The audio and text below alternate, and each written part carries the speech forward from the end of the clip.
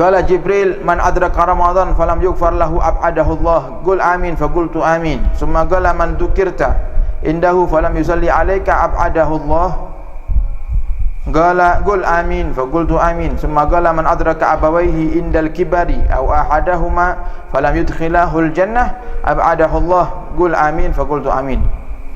Ini hadis juga pernah kita sampaikan, ternyata hadisnya panjang. Ringkasannya adalah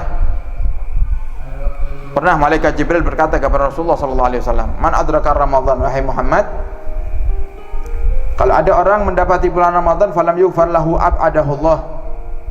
Ada orang mendapati bulan Ramadan dan diampuni dosanya sama Allah, ab'adahullah, maka dia termasuk hamba yang jauh dari Allah Subhanahu wa taala.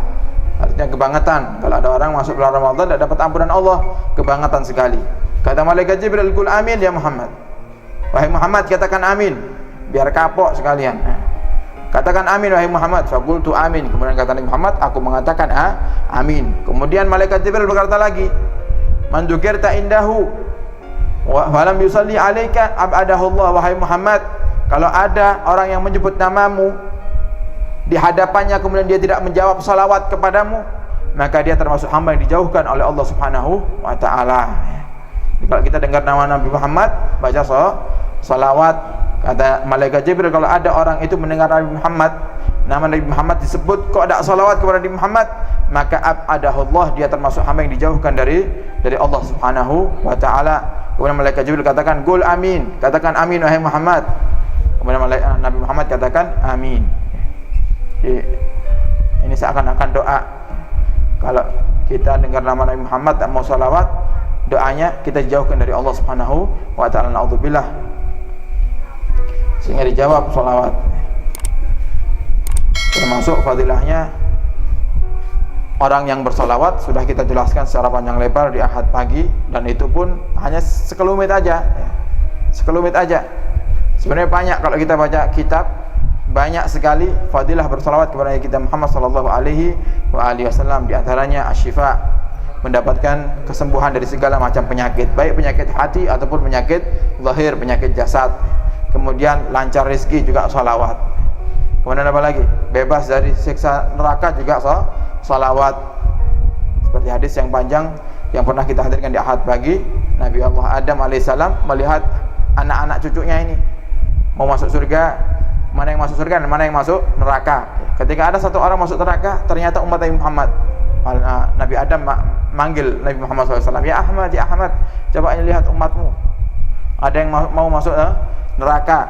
Sehingga Rasulullah pun bergegas minta pertolongan kepada Allah Subhanahu wa taala, dan Nabi Muhammad katakan kepada para malaikat yang menggiringnya menuju ke neraka, "Berhenti, jangan kau bawa umatku ke neraka." Sehingga malaikat berkata, "Nahnu ghiladun syidad." Kami ini malaikat yang tegas, malaikat yang keras. Ini perintah Allah dan kami tidak pernah melanggar perintah Allah wahai Muhammad. Sehingga malaikat tidak mau berhenti, sehingga Rasulullah mohon kepada Allah Subhanahu wa taala untuk menghentikannya. Ternyata diselamatkan sama Rasulullah dengan bitaqah, sesuatu dikeluarkan dari tubuh Nabi Muhammad, dari kantong Nabi Muhammad, ditaruh di timbangan amal. Ternyata menjadi berat amalnya. Apa itu? Ternyata salawat kepada Muhammad sallallahu alaihi wasallam. Sehingga mulia sekali orang yang bisa bersalawat, dan bahkan yang ngajak salawat, wah mulia. Ada sebuah kisah orang itu ahli maksiat.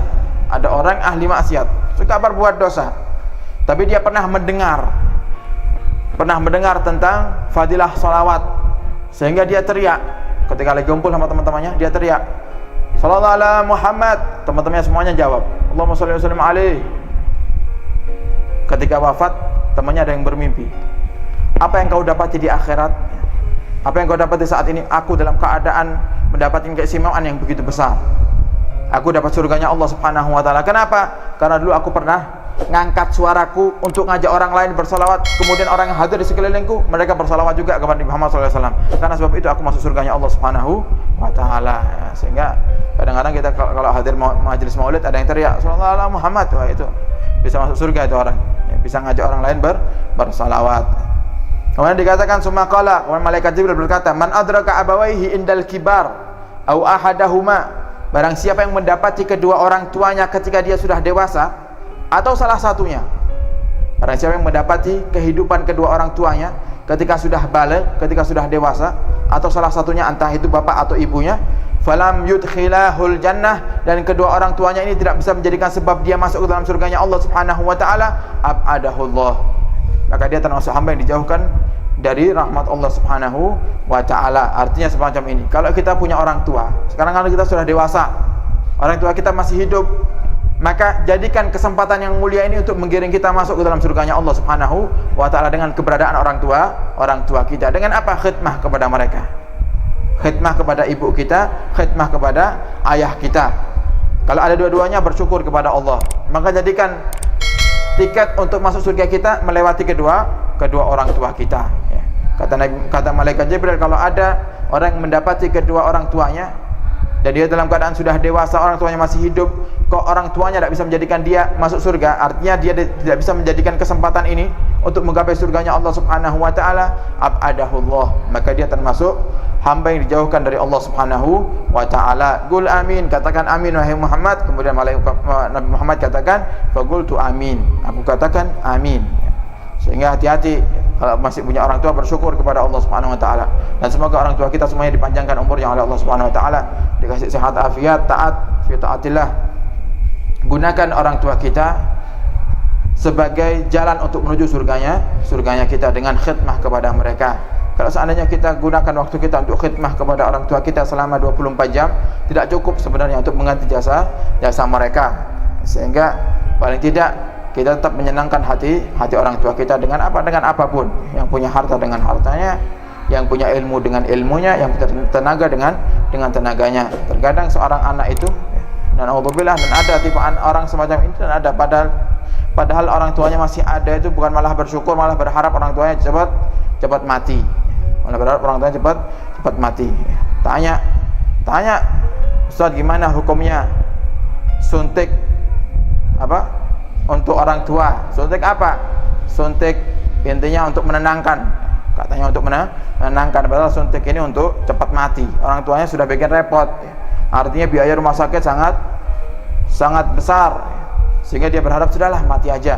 Itu tidak boleh, dosa besar ini, kurang ajar sekali, neraka Allah Subhanahu wa taala. Sehingga hati-hati, jangan sampai kita menjadi orang-orang yang durhaka kepada orang tua kita. Yang sudah tiada orang tuanya, jangan lupa kirim doa. Termasuk tanda anak yang soleh adalah anak yang selalu mendoakan kedua orang tuanya. Waladun soleh yad'ulah, anak soleh yang selalu mendoakan kedua orang tuanya. Sehingga kalau orang tuanya sudah tiada, didoakan orang tuanya agar kuburnya dilapangkan oleh Allah Subhanahu wa taala, dijauhkan dari siksa kubur, dijauhkan dari siksa neraka. Kemudian dikumpulkan bersama Nabi Muhammad sallallahu alaihi wasallam. Doa yang sebanyak mungkin, kirim Fatihah setiap salat, baca doa Rabbighfirli wali walidayya, Rabbighfirli walidayya warhamhuma kama rabbayani shaghira. Terus berdoa, kirim doa, jangan sampai kita menjadi anak yang jarang mendoakan kedua orang tua kita. Allahu a'lam bishawab.